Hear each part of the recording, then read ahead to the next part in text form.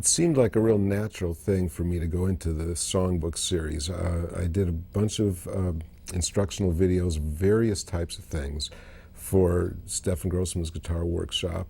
One thing that I hadn't done was a whole lot of jazz standards, but what I do back home in Culver City is play lots and lots of jazz standards, sometimes in concert situations, sometimes in restaurants and parties, all kinds of situations. I've been doing it for many years, and I have a repertoire of literally hundreds of those tunes, and I love to play them. So when we kind of cooked up the Songbook series, because it seemed like a nice way to present the tunes, to have an Irving Berlin bunch of tunes and a bunch of Hoagy Carmichael tunes. I just love playing them, so I wanted any excuse to do that and make a lesson out of it. Hoagy Carmichael was from Indiana. A lot of his songs are about the South, and they're just saturated with atmosphere having to do with the South. And he has very wistful lyrics and very poetic images of the South in most of his tunes. He helped a lot in the writing of lyrics, even though he always had a professional lyricist who's named in all of the sheet music and so on. He actually did a lot of the lyric writing himself, and you can tell because all of the songs, no matter who the lyricist is, nominally, all the songs have very similar flavor. And there's always a sense of humor in there, and there's always a kind of a wistfulness that's unique to Hoagy. You know, so many of his hits are just huge. Georgia on My Mind and Stardust are gigantic tunes, and Two Sleepy People is there's just a bunch of them. The Nearness of You, these are the kind of songs that have been covered by dozens, probably hundreds of artists over the years. And gee, they're going on 70 years old, some of them. So they've got some longevity. I'd like to do Georgia on My Mind the way it appears in the Songbook series. It's one of his more popular tunes, and I love the fact that you can't tell whether Georgia is a person or the state, but it works kind of either way. It works on both levels.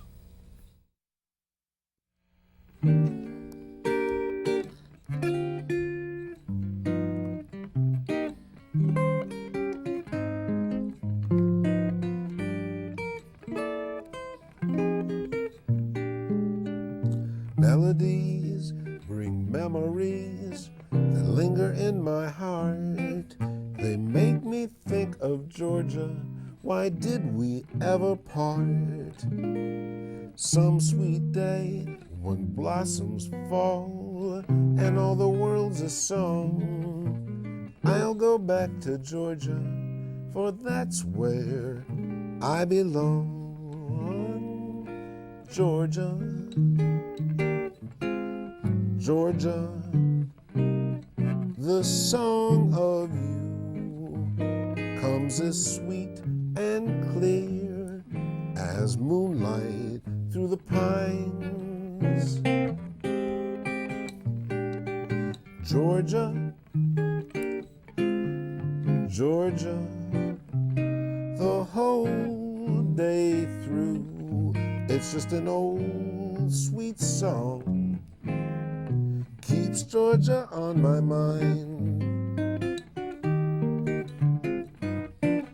Other arms reach out to me, other eyes smile tenderly. Still in peaceful dreams, I see that road leads back to you. Georgia, Georgia, no peace I find. It's just an old sweet song, keeps Georgia on my mind. Georgia on my mind.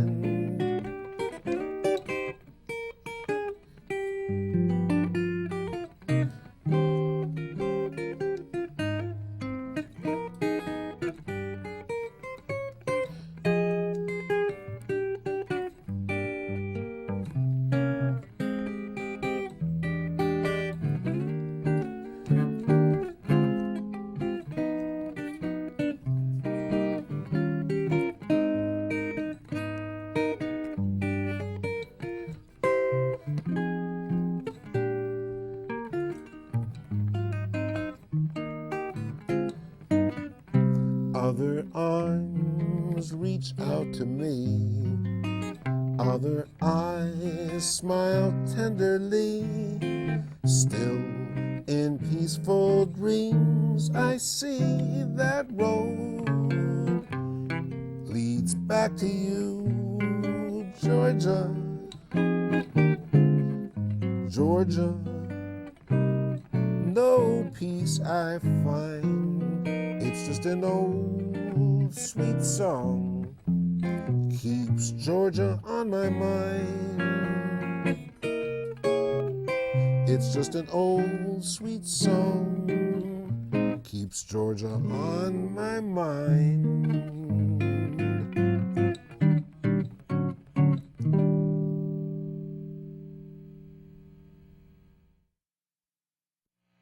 Well, Cole Porter is thought of as one of the more sophisticated of the Tin Pan Alley writers. It's hard to think that he grew up in Peru, I think it's Indiana, rather than in Manhattan or in Paris. But he did, and he had a mother that really encouraged him in his musical endeavors when he was just a child, and he was already writing tunes when he was in college. He had some hits, and was already making a substantial income off of his music before he married a very wealthy European socialite. So between the two of them, they were fabulously wealthy and had these incredible parties to which were invited all of the intelligentsia and artistic communities of Europe and America. And, it was just a real high life, with a villa in Italy. And anyway, he had an amazing life, but unfortunately he had a riding accident that made this second half of his life very physically uncomfortable. He was very much in pain, and he eventually had both his legs amputated. Throughout this kind of unhappiness, he was still writing these witty, charming, bubbly songs.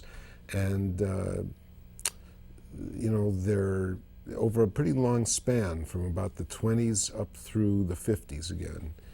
And countless Cole Porter songs are just part of the vocabulary of America. The one that I'm going to do, Night and Day, is one of the most popular songs ever, right up there with Stardust. It's probably sold more copies and is heard as often as just about any song that you could name.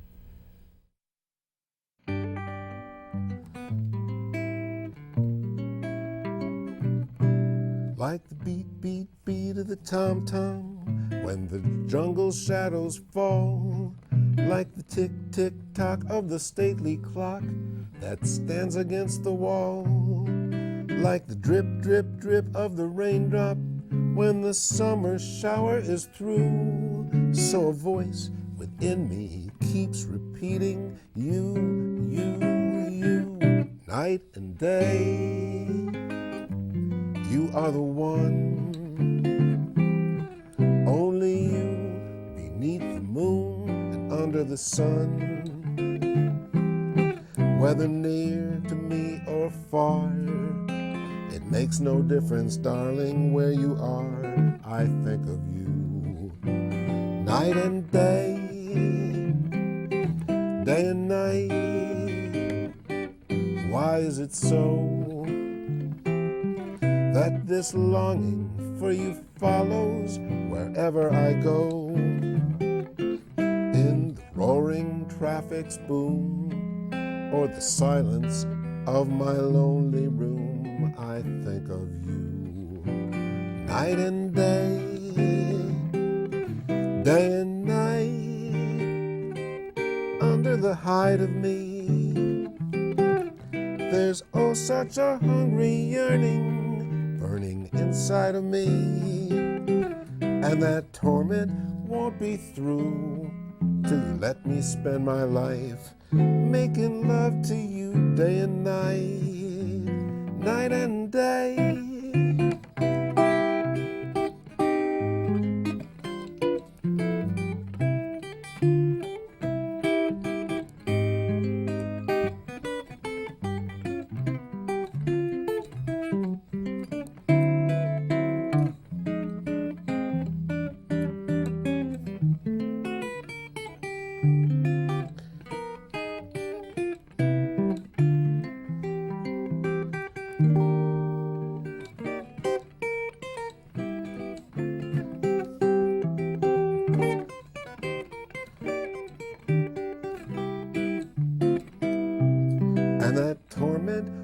be through till you let me spend my life making love to you day and night, night and day,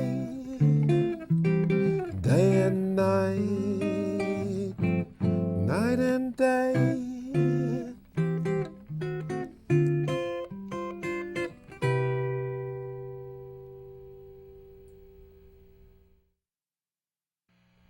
Irving Berlin was another Russian Jewish immigrant who came to this country in the 1890s. It's kind of ironic that a Russian Jewish immigrant should be the person who wrote God Bless America and White Christmas, as well as Easter Parade. Let's not forget that one. But he was very prolific and he could write on any subject. Lived to be 100, lived to be a cranky old man of 100, and left us with dozens and dozens of immortal classic tunes, some of them very funny, some of them very sentimental. You know, he worked on the first Marx Brothers film, and Irving S. Kaufman was the writer of the film, and he hated pop music, and he didn't like the romantic slush. Berlin had come up with a song that went, "I'll be loving you always," very famous song. Kaufman said to him, "Can't you make it more realistic, like, I'll be loving you Thursday?" Well, Berlin didn't listen to him, and he kept on writing. He wrote some beautiful romantic ballads, but he also wrote really funny things. I'm going to do Cheek to Cheek, which he wrote for Fred Astaire, for one of those wonderful black and white 30s Astaire and Rogers films. You know, they were friends, and he was writing for the movie personality, the movie persona that Astaire had created. Gershwin also was friends with Astaire and wrote for him. All of these writers knew Astaire and wrote for his films. What a lucky guy. He had the best writers of all time writing songs for him. So anyway, Cheek to Cheek.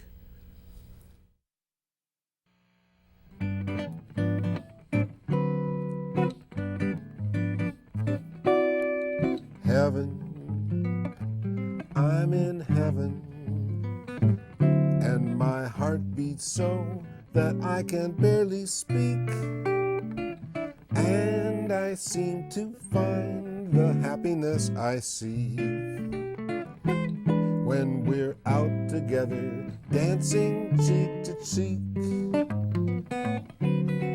Heaven, I'm in heaven, and the cares that hung around me through the week seem to vanish like a gambler's lucky streak when we're out together, dancing cheek to cheek. Oh, I love to climb a mountain, reach the highest peak, but it doesn't thrill me half as much as dancing cheek to cheek. I love to go out fishing in a river or a creek, but I don't enjoy it half as much as dancing cheek to cheek.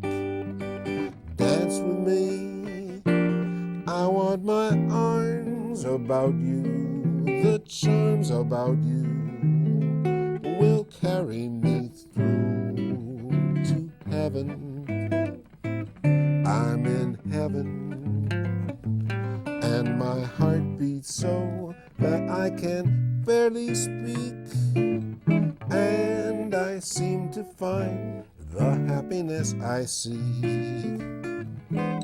when we're out together, dancing cheek to cheek.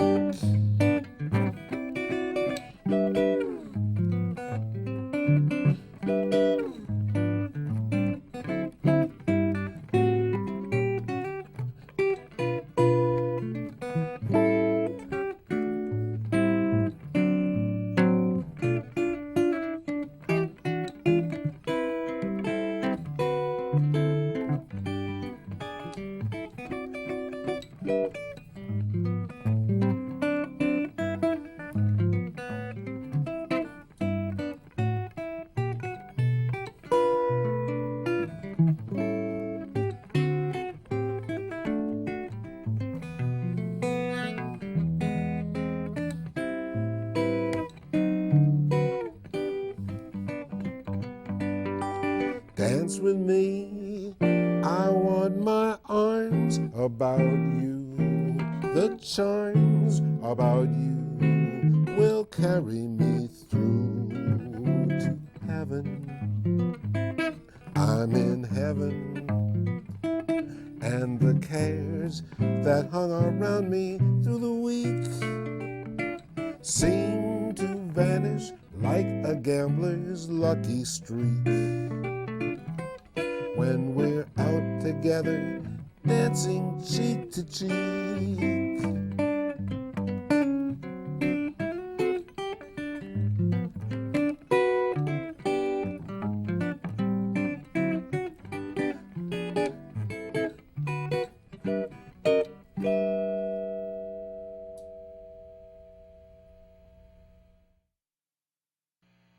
The songs that the songwriters of the 20s, 30s, and 40s wrote are much more sophisticated harmonically than pop songs that were written later after the R&B and rock and roll era kind of took over pop music. There's more chord changes, there's more interesting chord movement, there's just fancier harmonic ideas going on, and that's one of the reasons that the songs have lived for so long, because if you performed a song the way it was done in the 20s, in the 90s or in the year 2003, it would be like a museum piece. But there's such harmonic richness in these tunes that there's a lot of room for improvisation, and they can be brought into the different genres of music that people played in the 30s and the 40s and the 50s and so on. And artists who understand these kind of harmonies don't get tired of playing the tunes. I've sat and played some of these songs hundreds and hundreds of times, but I don't get tired of playing them because I can do it differently every time. But to really understand the tunes and get into them and feel like you can play them freely, you don't want to be just memorizing chord names. You really need to understand the way the chord progressions work. That's why I've developed a class that I do, and it turned into a video lesson for the workshop called Understanding Chord Progressions.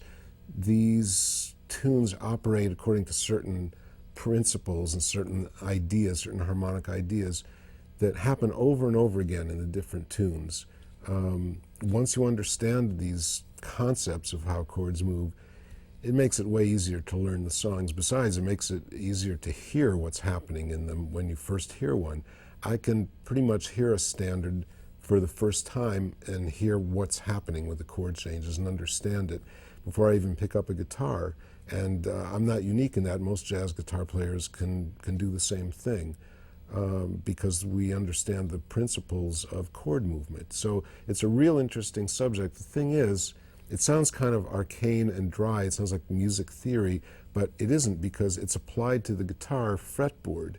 Music theory is, guitarists tend to be shorter on music theory than pianists, and part of the reason is that music theory is always defined in terms of the keyboard for piano players, which isn't much help to us guitar players. I was never classically trained, so I sort of reinvented the wheel and made up all this stuff, understood it for myself based on the guitar, because I was a guitar player. So that's why I can explain it to other guitar players, because I understand it strictly in terms of the fretboard. And whether you're talking about intervals, chord progressions, chord construction, whatever, I really understand it in terms of this device here. And it's really helpful and easy to understand music theory when it's applied directly to the fretboard. So I really enjoy the kind of the math of it, but it's more than math. Music theory is really about hearing music, hearing the chord relationships, feeling what these kind of changes are like. Just like an artist is painting with different colors, an artist is sensitive to color, and they know the difference between this kind of red and that kind of red. And in the same way, I know the difference between a major 7th chord and a major 9th chord. It's not something I think about up here, it's something I feel in my gut. So when you're playing these tunes, this kind of theory just helps you out all the time. You're not thinking about it, but you're feeling it all the time.